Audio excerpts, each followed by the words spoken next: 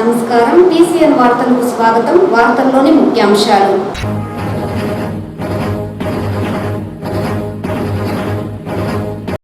ప్రజా సమస్యల పరిష్కార వేదికలో భాగంగా అన్ని సమస్యలను సకాలంలో స్పందించి పరిష్కరించే విధంగా అధికార యంత్రాంగం చర్యలు చేపట్టాలి. జిల్లా కలెక్టర్ సుమిత్ కుమార్.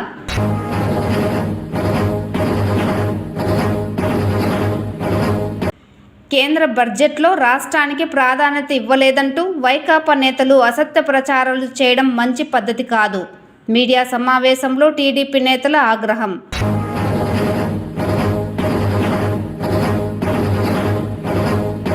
కాణిపాకం వరసిద్ధి వినాయక స్వామి ఆలయంలో ఘనంగా వసంత పంచమి నిర్వహణ, తల్లిదండ్రుల ద్వారా పిల్లలకు అన్నప్రాసన, అక్షరాభ్యాస కార్యక్రమం నిర్వహణ. వార్తల్లోని వివరాలు. పీజీఆర్ఎస్ ద్వారా అందిన ఫిర్యాదులను సకాలంలో స్పందించి పరిష్కరించే విధంగా అధికార యంత్రాంగం చర్యలు చేపట్టాలని చిత్తూరు జిల్లా కలెక్టర్ సుమిత్ కుమార్ తెలిపారు. ఈ సందర్భంగా చిత్తూరు జిల్లా కలెక్టర్ కార్యాలయంలో ఏర్పాటు చేసిన ప్రజా సమస్యల పరిష్కార వేదికలో ప్రజల నుండి వచ్చిన అర్జీలను జిల్లా కలెక్టర్ సుమిత్ కుమార్, జిల్లా జాయింట్ కలెక్టర్ విద్యాధరి స్వీకరించారు. ఇందులో ప్రధానంగా రెవెన్యూ సమస్యలపై అత్యధిక ఫిర్యాదులు రావడంతో వాటిని తక్షణమే చర్యలు చేపట్టాలని రెవెన్యూ అధికారులను ఆదేశించారు. ఈ కార్యక్రమంలో assistant collector Himavamshi, DRO Mohan Kumar, Chittoor RDO Srinivasulu, వివిధ శాఖల జిల్లా అధికారులు పాల్గొన్నారు.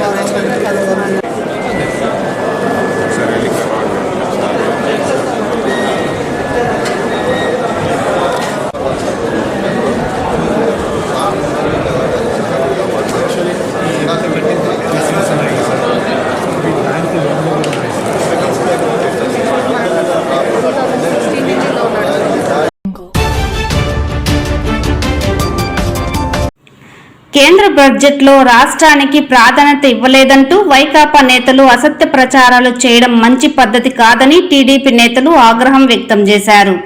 సోమవారం జిల్లా టీడీపీ కార్యాలయంలో ఏర్పాటు చేసిన మీడియా సమావేశంలో తెలుగుదేశం పార్టీ రాష్ట్ర అధికార ప్రతినిధి వెంకటీల సురేంద్ర కుమార్ మీడియాతో మాట్లాడారు. ఈ సందర్భంగా ఆయన మాట్లాడుతూ రాష్ట్రంలో ప్రతిపక్ష హోదా కూడా లేని వైకాపా ప్రభుత్వం కేవలం తమ ఉనికిని చాటుకోవడానికి చౌకబారు రాజకీయాలు చేస్తోందని, ఇందులో భాగంగానే కేంద్ర ప్రభుత్వం ప్రవేశపెట్టిన బడ్జెట్లో కూటమి ప్రభుత్వం రాష్ట్రానికి ఏమీ సాధించలేకపోయిందంటూ అబద్ధపు ప్రచారాలు చేస్తున్నారని ఆగ్రహం వ్యక్తం చేశారు. గతంలో వైకాపా ప్రభుత్వం అధికారంలో ఉన్న సమయంలో వైకాపా ప్రభుత్వానికి 21 మంది ఎంపీలు ఉన్నా రాష్ట్రానికి ఎలాంటి మేలు చేయలేదన్న విషయాన్ని గుర్తుంచుకోవాలని, కూటమి ప్రభుత్వం అధికారంలోకి వచ్చిన 7 నెలల కాలంలోనే రాష్ట్రంలో ఎన్నో అభివృద్ధి కార్యక్రమాలకు కేంద్ర ప్రభుత్వం నిధులు కేటాయించి అండగా నిలిచిందని, ప్రస్తుత బడ్జెట్లో సైతం భారీ ఎత్తున కేటాయింపులు జరిగిన విషయాన్ని గుర్తుంచుకోవాలన్నారు. అలాగే అమరావతికి అభివృద్ధి కోసం 15,000 కోట్ల ఆర్థిక సహాయాన్ని కేంద్ర ప్రభుత్వం అందించిందని, దీనితో పాటు పోలవరం ప్రాజెక్టు నిర్మాణానికి సైతం 1,217 కోట్ల సహాయాన్ని ప్రకటించిందని గుర్తు చేశారు. కూటమి ప్రభుత్వం ఏర్పడ్డ 7 నెలల్లోనే దాదాపుగా 6.5 లక్షల కోట్ల పెట్టుబడులు రాష్ట్రానికి తీసుకురావడం జరిగిందన్న విషయాన్ని వైకాపా నేతలు గుర్తుంచుకోవాలన్నారు. ఇప్పటికైనా కూటమి ప్రభుత్వంపై అసత్య ప్రచారాలు చేయడం మానుకోవాలని హితవు పలికారు. ఈ మీడియా సమావేశంలో తెలుగుదేశం పార్టీ కార్యాలయ కార్యదర్శి మోహన్ రాజ్, మేషక్, గిరిబాబు నాయుడు తదితరులు పాల్గొన్నారు. ప్రకృతి వ్యవసాయానికి 100 కోట్లు, ఏపీలో ఆరోగ్య వ్యవస్థల బలోపేతానికి 162 కోట్లు ఇచ్చారు. ఏపీలో రోడ్లు వంతెనలకు 240 కోట్లు, ఏపీలో ఇరిగేషన్ అండ్ లైవ్లీహుడ్ ఇంప్రూవ్మెంట్ కోసం 240 కోట్లు ఇచ్చారు ఈ బడ్జెట్ లో. ఇది కాకుండా గత 5 సంవత్సరాల్లో కేంద్రం ప్రకటించిన జలజీవన్ మిషన్ వంటి పథకాలను మీరు పూర్తిగా నీరుగార్చారు వైకాపా ప్రభుత్వం.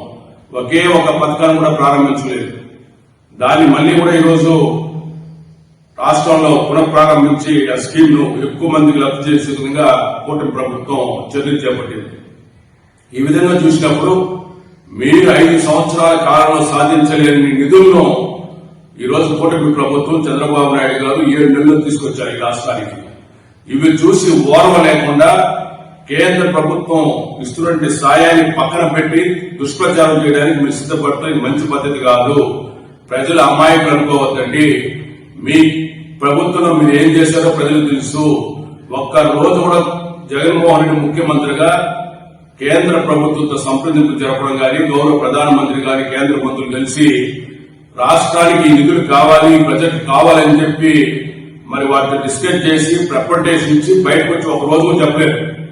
కేవలం ఆయన అధికారానంతా కూడా ఆయన కేసులు మాఫీ కోసం, తిరిగి జైలుకు లోపలికి వెళ్లకుండా ఉండడం కోసం వాడుకున్నారు తప్ప రాష్ట్ర ప్రయోజనం ఆ రోజు కేంద్ర ప్రభుత్వం తాకట్టు పెట్టినటువంటి జగన్మోహన్ రెడ్డి ఆయన అనుచరులు ఈ రోజు కూటమి ప్రభుత్వం బడ్జెట్ ఏం సాధించలేకపోయిందని చెప్పి తప్పుడు ప్రచారం చేస్తున్నారు. దీన్ని తీవ్రంగా మేము ఖండిస్తూ ఇలాంటి తప్పుడు ప్రచారం ప్రజలు నమ్మరని విషయం మీరు గ్రహించాలని ఈ సందర్భంగా వైకాపా నాయకులు సూచిస్తూ ఉన్నాం.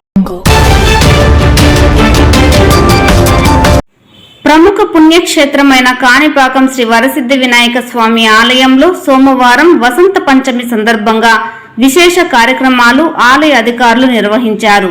ఈ సందర్భంగా వరసిద్ధి వినాయక స్వామి ఆలయానికి అనుబంధ దేవాలయమైన శ్రీ వీరాంజనేయ స్వామి ఆలయంలో బాలాలయ ప్రతిష్టాపన కార్యక్రమం నిర్వహించారు. దాతల సహాయంతో సుమారు 1.5 కోట్ల రూపాయల వ్యయంతో వీరాంజనేయ స్వామి ఆలయ పునః నిర్మించేందుకు దేవాలయం ఏర్పాటు కార్యక్రమం ఘనంగా నిర్వహించారు. అలాగే వసంత పంచమిని పురస్కరించుకొని సరస్వతి దేవి జన్మదినం సందర్భంగా ఆలయంలో సరస్వతి పూజ సాంప్రదాయబద్ధంగా నిర్వహించారు. అనంతరం అక్షరాభ్యాసం కార్యక్రమం, అన్నప్రాసన కార్యక్రమంలో భాగంగా వందలాది మంది తల్లిదండ్రులు విద్యార్థులకు పలకలు, ప్యాడ్లు ఆలయ అధికారులు అందజేశారు. ఈ సందర్భంగా పూతలపట్టు శాసనసభ్యులు మురళీమోహన్ మాట్లాడుతూ రాష్ట్రం సర్వతోముఖాభివృద్ధి చెందాలంటే విద్యకు ప్రాధాన్యత ఇవ్వాలన్నారు. చదువుల తల్లి సరస్వతి దేవి పుట్టినరోజు సందర్భంగా విద్యార్థులకు అక్షరాభ్యాసం, అన్నప్రాసనతో పాటు ఆశీర్వచనాలు అందించడం జరిగింది అన్నారు. ఈ సందర్భంగా ఆలయ ఈవో పెంచల కిషోర్ మాట్లాడుతూ ఇప్పటికే ఆలయంలో పలు అభివృద్ధి కార్యక్రమాలు జరుగుతున్నాయని, ఏ కార్యక్రమమైనా అత్యంత భక్తి శ్రద్ధలతో సాంప్రదాయబద్ధంగా నిర్వహించడం జరుగుతుందన్నారు. ఈ కార్యక్రమంలో మాజీ చైర్మన్ మణినాయుడు తదితరులు పాల్గొన్నారు.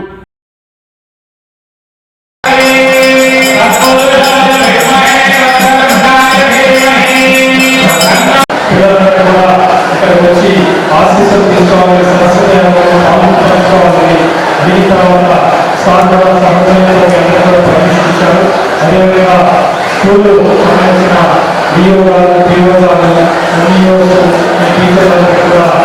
ప్రత్యేకంగా ధన్యవాదాలు తెలియజేస్తున్నాం. మీ అందరికీ కూడా ఈరోజు ఈ ఆశీర్వాదం ఈ పెద్ద ప్రారంభం వల్ల మీరందరూ కూడా మీ తల్లిదండ్రుల యొక్క కష్టంతో అందరూ కూడా చాలా వరకు మధ్య తరగతి దేవస్థానం ఎగ్జిక్యూటివ్ ఆఫీసర్ పెన్షన్ విషయంలోకి విద్యాశాఖ ఉన్నతాధికారులకి ఉపాధ్యాయులకి పేరు పేరున నమస్కారం. సైలెంట్ ఉండాలమ్మా. ఎప్పుడైతే విద్యావంతంతో సమాజం మిగిలిపోతుందో ఈ దేశంలో మనం చూసాం. అభివృద్ధి చెందిన దేశాలు చూసాం, అభివృద్ధి చెందుతున్నటువంటి దేశంలో భారతదేశంలో కేరళం చూసాం. కేరళ ఎందుకు అన్నిటి అగ్రహారంగా ఉందంటే బాగా చదువుకున్న ప్రయోజనం లేదు కాబట్టి, విద్యాశాఖ పెరిగింది కాబట్టి. అట్లాగే మన ప్రాంతంలో కూడా ముఖ్యంగా నేను ప్రాతినిధ్యం వహిస్తున్నటువంటి ప్రాంతంలో ఉన్నటువంటి పిల్లలందరూ ప్రయోజనం కావాలి, వాళ్ళ జీవితం సార్థకత కావాలని నా కోరిక, నా ఆకాంక్ష. అందుకే మీ అందరూ మంచిగా ఉండాలని, మీరందరూ మంచి పర్సెంటేజ్తో పాస్ అవ్వాలని, మీ జీవితంలో ప్రయోజనం కావాలని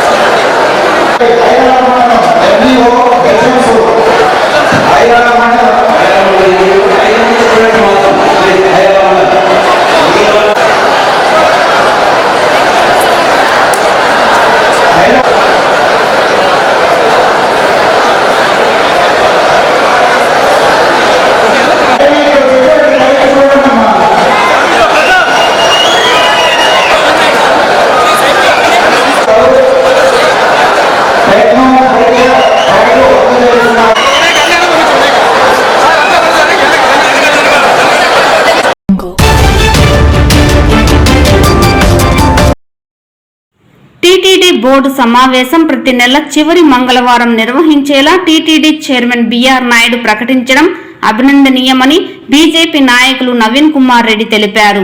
ఈ సందర్భంగా ఏర్పాటు చేసిన మీడియా సమావేశంలో ఆయన మాట్లాడుతూ టీటీడీ బోర్డు సమావేశాలు కొన్ని సంవత్సరాలుగా తిరుమల కొండపై ఉన్న అన్నమయ భవనంలో నిర్వహిస్తున్నారని, ఈ నేపథ్యంలో టీటీడీకి ఆర్థిక భారం పడుతుందనేది పేర్కొన్నారు.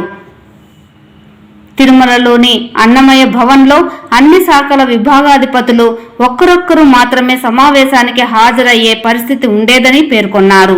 అలాగే తిరుపతి నుండి తిరుమలకు వెళ్లడానికి వాహన ఇంధన ఖర్చులతో పాటు సమయం కూడా చాలా వరకు వృధా అయ్యేదన్నారు. టీటీడీ బోర్డు సమావేశాల సందర్భంగా కొంతమంది బోర్డు సభ్యులు తమ బంధువులతో పాటు పార్టీ నాయకులు, స్నేహితులను కొండకు తీసుకురావడం, వారికి దర్శనాలు చేయించడం వంటివి జరిగేవని పేర్కొన్నారు. ప్రస్తుతం టీటీడీ బోర్డు సమావేశాన్ని తిరుపతి అడ్మినిస్ట్రేటివ్ బిల్డింగ్ లో నిర్వహించనున్నట్లయితే జేఈఓలు, ఫైనాన్స్ ఆఫీసర్లు, ఇంజనీరింగ్, చీఫ్ విజిలెన్స్ తదితర శాఖల అధికారులు పూర్తి స్థాయిలో అందుబాటులో ఉంటారని సూచించారు.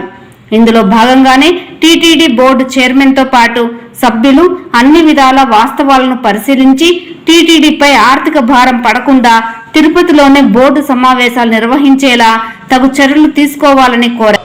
బోర్డు సమావేశం ప్రతి నెల కూడా నిర్వహించాలని చెప్పి, అదేవిధంగా భక్తులకు మరింత మెరుగైనటువంటి సేవలు ఎక్కడ లోపమున్నా దాన్ని సరిదిద్ది అధికారులకు సూచనలు చేయాలని చెప్పని నిర్ణయం తీసుకోవడాన్ని మనస్ఫూర్తిగా స్వాగతిస్తున్నాను. అలాగే టీటీడీ చైర్మన్ గారికి, సభ్యులకు ఒక విన్నపం చేస్తున్న శ్రీవారి భక్తులుగా, స్థానికులుగా, ఇప్పటి వరకు టీటీడీ బోర్డు సమావేశం తిరుమల కొండపైన ఉన్నటువంటి అన్నమయ్య భవన్లో జరిగేదండి. అప్పుడు బోర్డు మెంబర్లంతా కూడా తిరుమల కొండకు రావడంతో ఆ సమావేశంలో చర్చించాల్సినటువంటి ఏదైతే అంశాలు ఉంటాయో వాటికి సంబంధించినటువంటి అధికారులు మొత్తం అంతా కూడా టీటీడీ పరిపాలనా భవనం ఏదైతే తిరుపతిలో ఉందో ఇక్కడ అన్ని శాఖలు, అన్ని విభాగాల అధిపతులు తిరుపతిలోని ఏడీ బిల్డింగ్లో ఉంటారండి. ఇంజనీరింగ్ విభాగం కానీ, అదేవిధంగా హెల్త్ కానీ, విజిలెన్స్ కానీ, అన్ని విభాగాలకు సంబంధించినటువంటి హెడ్స్, వాళ్ళ సిబ్బంది అంతా కూడా తిరుపతిలో ఉంటారు. కాబట్టి మీరు గతంలో తిరుమల కొండ మీద బోర్డు సమావేశాలు నిర్వహించినప్పుడల్లా ఆ రోజంతా కూడా వాహనాల ద్వారా ఒక్కొక్క అధికారి ఒక్కొక్క వాహనంలో తిరుమల కొండకు వెళ్ళడము, బోర్డు సమావేశంలో కూడా బయట కూర్చొని ఉంటారండి. వాళ్ళ అవసరమైనప్పుడే లోపలికి పిలిపిస్తూ ఉంటారు ఏదైనా డౌట్స్ వస్తే. నేను ఒకటే విజ్ఞప్తి చేస్తున్నా, అలాంటప్పుడు టీటీడీ బోర్డు సమావేశాన్ని తిరుపతిలోని టీటీడీ పరిపాలనా భవనంలో నిర్వహిస్తే ఆర్థిక భారం పడకుండా టీటీడీ మీద అధికారులందరూ కూడా తిరుపతిలోని ఏడీ బిల్డింగ్లో అందుబాటులో ఉంటారు. కాబట్టి సమావేశం కూడా ఇక్కడే నిర్వహిస్తే ఖర్చులు తగ్గుతాయి, అధికారులు వాళ్ళ పనులు వాళ్ళు చేసుకునే దానికి అవకాశం ఉంటుంది, తిరుమల కొండకు రాకపోకలు సాగించే పని లేకుండా పోతుంది. ఎవరు ఏ అధికారితో ఏ సమస్య మీద చర్చించాలంటే పిలిస్తే 5 నిమిషాల్లో బోర్డు సమావేశంలోకి వచ్చే అవకాశం ఉంది. కాబట్టి టీటీడీ చైర్మన్ గారు ఒక్కసారి అధికారులతో చర్చించి తిరుమల తిరుపతి దేవస్థానం ధర్మకర్తల మండలి సమావేశాన్ని తిరుపతిలోని ఏడీ బిల్డింగ్లో నిర్వహించేలా చర్యలు చేపడితే బాగుంటుందన్నది నా అభిప్రాయము, సూచన తెలియజేస్తున్నానండి. తొలి అడుగు తిరుపతి నుండి ప్రారంభిస్తున్నామని నా కొడుకు అమ్మ రాగిణి రాజ్ నటించిన తొలి చిత్రం తల విజయవంతం చేయాలని కొరియోగ్రాఫర్ అమ్మ రాజశేఖర్ కోరారు. తిరుపతి శ్రీరామ ఇంజనీరింగ్ కళాశాలలో సోమవారం తల చిత్ర ప్రమోషన్స్ ను ట్రైలర్ ను విడుదల చేశారు. ఈ సందర్భంగా అమ్మ రాజశేఖర్ మాట్లాడుతూ శ్రీవారి పాదాల చెంత సినిమా ప్రమోషన్ రావడం సంతోషంగా ఉందన్నారు. సినిమా ఫిబ్రవరి 14న వ్యాలంటైన్స్ డే సందర్భంగా విడుదలవుతుందన్నారు. అమ్మ మీద ప్రేమ చూపించే కొడుకు పాత్రలో చాలా బాగా ఉంటుందని అన్నారు. హీరో మాట్లాడుతూ తిరుపతి నుండి నా సినిమా ప్రమోషన్ ప్రారంభించడం ఆనందంగా ఉందని, కుటుంబ కథా చిత్రాన్ని అందరూ ఆదరించాలని కోరారు. కళాశాల యువతి యువకులతో నృత్యాలు చేస్తూ సెల్ఫీలు తీసుకొని సందడి చేశారు.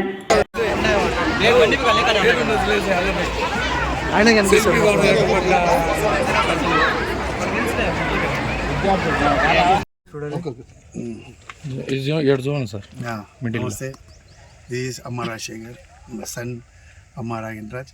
నాకు ఎంత సపోర్ట్ చేశారు, ప్లీజ్ నా సన్ కూడా అంత సపోర్ట్ చేయండి. తల on Feb 14th, a violent Valentine's. Don't miss it. Thank you. Srirama Engineering College. చెప్పు. Srirama engineering college. ఈ మచ్చక ఇంత జోస్, ఇంత హైప్ చాలా బాగా ఇచ్చింది మాకు. ఆ ఫిట్ దొరికిన ఫీల్ వచ్చింది.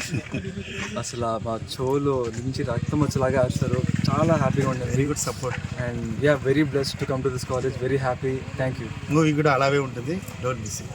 On Feb 14th, a violent Valentine's. Thank you. తిరుపతిలో ఉద్రిక్తత చోటు చేసుకుంది. తిరుపతి కార్పొరేషన్ డిప్యూటీ మేయర్ ఎన్నికల సందర్భంగా కూటమి నేతలు కుట్రలకు పాల్పడుతున్నారు. ఈ క్రమంలో చిత్తూరులో భాస్కర హోటల్లో ఉన్న వైఎస్ఆర్సీపీ కార్పొరేటర్లను కూటమి నేతలు నిర్బంధించారు. హోటల్ బయట కార్లు అడ్డంగా పెట్టి బయటకు వెళ్లకుండా ప్లాన్ చేశారు. తిరుపతి కార్పొరేషన్ డిప్యూటీ మేయర్ ఎన్నికల సందర్భంగా కూటమి నేతలు ఓవర్ యాక్షన్ చేస్తున్నారు. ఈరోజు ఉదయం 11 గంటలకు డిప్యూటీ మేయర్ ఎన్నికలు నిర్వహించాల్సి ఉన్న నేపథ్యంలో వైఎస్ఆర్సీపీ కార్పొరేటర్లు రాకుండా కూటమి నేతలు హోటల్లో నిర్బంధించారు. కార్పొరేటర్లు బయటకు రాకుండా కూటమి నేతలు కార్లను అడ్డంగా పెట్టారు. ఈ నేపథ్యంలో కార్పొరేటర్లను విడిపించేందుకు వైఎస్ఆర్సీపీ నేత భూమన అభినయ్ రెడ్డిని కూడా కూటమి నేతలు నిర్బంధించారు. విషయం తెలుసుకొని పోలీసులు అక్కడికి రావడంతో కూటమి వెనక్కి తిరిగారు. దీంతో భాస్కర హోటల్ నుంచి తిరుపతికి వైఎస్ఆర్సీపీ కార్పొరేటర్లు నాయకులు బయలుదేరారు.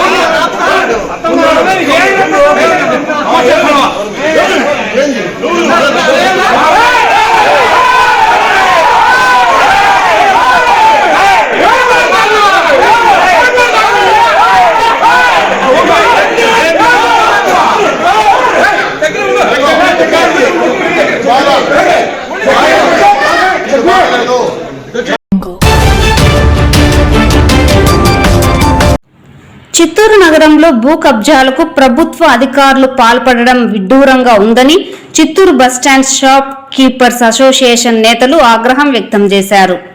సోమవారం జిల్లా కలెక్టర్ కార్యాలయంలో చిత్తూరు పాత బస్టాండ్లో ఉన్న తమ షాపులను తమకే కేటాయించాలని డిమాండ్ చేస్తూ ధర్నా కార్యక్రమాన్ని చేపట్టారు.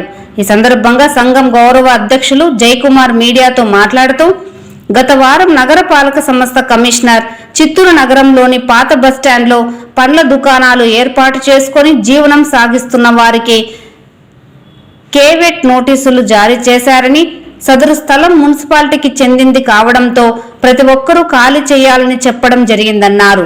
అలాగే బస్టాండ్కు వెళ్లే మార్గంలో పూర్తిగా రేకులతో కూడిన ప్రహరీ గోడను నిర్మించి బస్టాండ్ ప్రాంతాన్ని నగరపాలక సంస్థ అధికారులు స్వాధీనం చేసుకోవడం బాధాకరమన్నారు. సర్వే నెంబర్ 479/6, 479/7 పాత బస్టాండ్లో ప్రాంగణ భూమి నగరపాలక సంస్థకు చెందుతుందని ఈ కేవెట్ నోటీసులు జారీ చేశారన్నారు. అయితే 1956వ సంవత్సరం నుండి సదరు ప్రాంతంలో గుడిసెలు నిర్మించుకొని అక్కడే నివాసం ఉంటూ చిన్న వ్యాపారస్తులు చేసుకునే జరిగేదని పేర్కొన్నారు. దాదాపుగా 54 మంది కాలక్రమంలో ఇదే భూమిని 9 లక్షలు వెచ్చించి కొనుగోలు చేసినట్లు మూల పత్రాలు సైతం తమ వద్ద ఉన్నాయన్నారు. దీనిపై జిల్లా కలెక్టర్ను ఆశ్రయించామని, కలెక్టర్ కూడా సానుకూలంగా స్పందించి తగిన న్యాయం చేస్తామని హామీ ఇవ్వడం జరిగిందన్నారు. దీనిపై న్యాయ పోరాటానికి కూడా వెళ్లనున్నామని వెల్లడించారు. ఈ ధర్నా కార్యక్రమంలో అధిక సంఖ్యలో పండ్ల వ్యాపారస్తులు పాల్గొన్నారు. వెనుక భాగంలో దాంట్లోనే నివాసం ఉంటూ కాపురం చేస్తూ వ్యాపారం చేసుకుంటూ వస్తూ ఉన్న వీరికి ప్రభుత్వం వారు అప్పట్లో కొద్దిపాటి ట్యాక్స్ వసూలు చేసేవారు. 1975వ సంవత్సరంలోనే చిత్తూరు నగరపాలక అధికారుల వారే 54 మంది లీజ్ హోల్డర్స్ అని చెప్పేసి లిస్టు కూడా ప్రిపేర్ చేయడం జరిగింది. ఆ రికార్డులు కూడా మా దగ్గర ఉంది, మున్సిపల్ కార్యాలయంలో కూడా ఉంది.